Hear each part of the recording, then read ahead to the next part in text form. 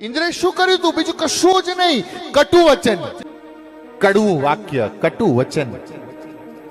અને જ્યાં કટુ વચન બોલાય ધ્યાન દેના, આંબાની ઉપર જેટલી કેરીઓ વધારે આવે ને એટલો આંબો નમે, અને જો આંબો નમે નહીં ને તો ડાળખા ભાગી જાય, ડાળું ભાગી જાય, આંબો બૂઠો થઈ જાય. એમ ઈશ્વર જ્યારે આપણી ઉપર કોઈ પણ રીતે તમને વધારે વિદ્યા આપે ને ત્યારે નમતા શીખો. ઈશ્વર જ્યારે તમને વધારે પ્રસિદ્ધિ આપે ને ત્યારે નમતા શીખો, અને ઈશ્વર જ્યારે તમને વધારે ધન સંપત્તિ આપે ને ત્યારે પણ નમતા શીખો,